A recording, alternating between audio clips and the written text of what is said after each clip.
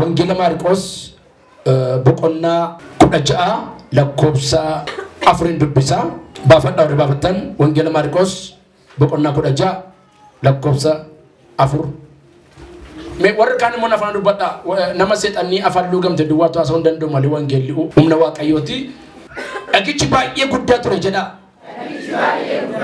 itti qaniyyemmuu ilaalan dhagichi balbala awwaalichaatti garagalfamee arga bal'ifadha dhagichi baay'ee guddaa ture jedha itti qaniyyemmuu ilaalan dhagichi balbala awwaalichaatti garagalfamee argan arkol kaafata wanta ti dura keetti ilaalte guddaadha humna koonolii hin danda'u jechaata deemaa jirtu sana sagalee dhaga'eera utuu baasii guddaan baasiin inni humna qabu Yesuus natu galagalcha siin jedhe jabeessa amiin jedhi warri ergaan kun kan kente arkoo gabalifadhaa dhagichi baay'ee guddaadha garuu jedha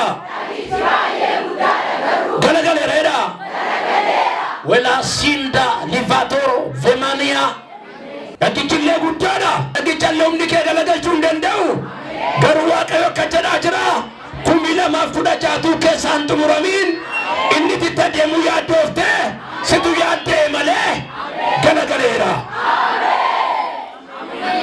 messagee jabaadhaan natu yaaddaa jira malee jedha chikaa baba guddaa yoo ta'e iyyuu jedha dura kooti jedha galagaleera jedha ayyaati namni mana harkasa choo dhagaafatu budaa qaxii kuttushee jedhan xonqaa irraa teessuu danda'u isa jedhan isa dheeboo ol kaasee dhaabu sina jedhan inni guddaan sirraa si keessa waan jiruuf barana guddaan lallabdu guddaati haasoftu Yesuusin duwwaata inni ti sodaatti akka sana mini hin sodaatin nama sabiraatti minni ti sodaachaa jirtu akka sana miti hin sodaatin jedhaani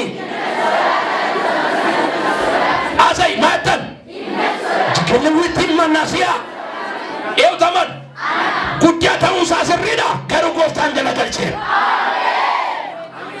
nama sabiraatti guddaadha garuudha jadi galagaleera yoo galagaleerattan itti deemta maan dhaabatta yoo itti deemtan faarfannaa itti deemta hojii itti deemta mul'ata itti deemta atumti itti deemi malee dhagaa guddaan sunoo akka ati yaaddeemi ni galagaleera wow nama 122 gooftaan itti mikannaan jedhe isa isaa yaaddaani dhaabatan itti naimi adeemani ani isa guddaa sana dura isaaniitii kaaseera naan jedhe Yesuusi ድንጋዩ ትልቅ ነው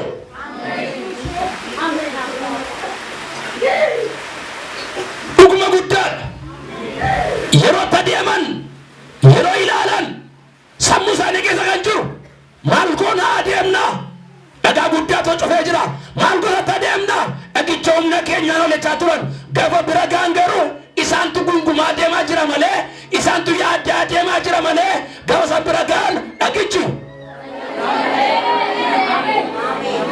ana mitee dabalate namatu barana utuma deemu milkaa ሳይታሰብ አንተ ቤተሰብ ፊት ለፊት ሐዲስ ምስጋና ይሆናል ምክንያቱ ትልቁ ድንጋይ ተንከባልለዋል እስቲ ተንከባለለ በሉስ ያንዴ ሃሌሉያ አረከጀለ ለለባ ዋቀው ደቂት ምን አንጀደ ጉዳ ሰና ደጋ ጉዳን ይመዳሩን አንጀደ ዋቀይ Dramé umna guddaa sana jedha dhagaa guddaan hin madaalu jedha wasaatti madhume umna guddaa sana jedhaani dhagaa guddaan hin madaalu jedha Yesus akka dubbatame dhalate akka dubbatame dabarsanii kennan akka dubbatame waraanan akka dubbatame immoo ol bee fannifame gawa fannifame jedhu indue Yoosef kan jedhamu akkana jedhe naalaadhaa bakka awwaalaan qaba nan awwaaladha innaan kan waan godhan Yesuusin erga ajjeesanii du'aa isaayyuu amanuu dadhabaniitu dhagaa kiiloo 630 cufan.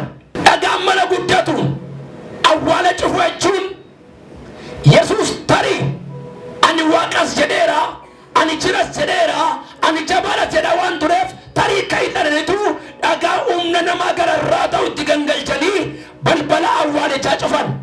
Isa dhaloonni sitti gangalchaa jiru sana Waaqayyoon warra sirraan galagalcha jedhe. Nama aminin jenne namatti dhiyaateedha. Harka bal'ifadhaa. Isa dhaloonni natti gangalchaa jiran sana hedhaa yaati. Chikababa. Harki Waaqayyoo hedhaa yaati. Narraa galagalcha hedhaa. Eewtaman harka galachan na qaban. Bormee isa hiriyyaa yaaddaa si duukaa deemu argitee ati minjeetaate wayyo akkaman godha jechaan adeemin ilmi Waaqayyoo dhimma keessan abbaa dhimmaa ta'eera nan galagalcha jedhe. Dadadatti firaa boorsaa kifaalaa bababa. Sagalee jabaadhaan humna guddaa sana jedha. Dhagaa guddaan hin madalu jedha. Humna Yesuus dhagaa guddaan hin madalu. Amen. Dhagaa kiiloo 600 jechuun አስሙስ ያንዴ በጣም ከባድ ድንጋይ ነው።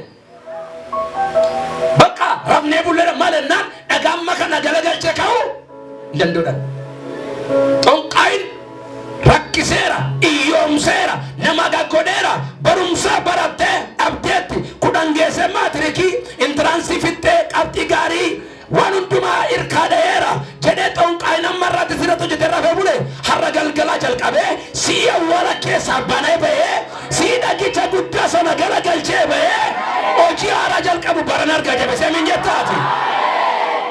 Sagalee jabaadhaan namni amante duwwaan humna na keessa jiruudha. Dhagaa guddaan jedha. Humni budaadha. Hin madaaluudha. Warri humni sinirraa humna budaatti gattee dhiisa. Warri humni sinirraa garuu humna budaa gara dargeessaa golgaafan. Wayi. Gidduu kana dhagaa turtan waan seetan nettu ati nu gubdee keessumaa ijoolleen nu sadii immoo 300 ol murkaa yaastee sitti nu gubee maaltu si galcha hojii keenya irraa jetti namoonni dhugabaatis ta'ee wanta sitti hordofuu barbaadan TV humnochuu Waaqayyo jettanii galtanii yuutuubii jala hordofuu dandeessu jechumaan immoo sabiskiraayib gochuu dandeessu yoo karaa sanaan sitti immoo pirofeetii miti gottanii ilaaltanii yuutuubii keessa galtanii arguu dandeessu. Watoko namana addaan booda gaafati baatu warra dhagaa guddaa sitti gangalcheetu barna dhaabate eessarraan baatee dee wal gaafata.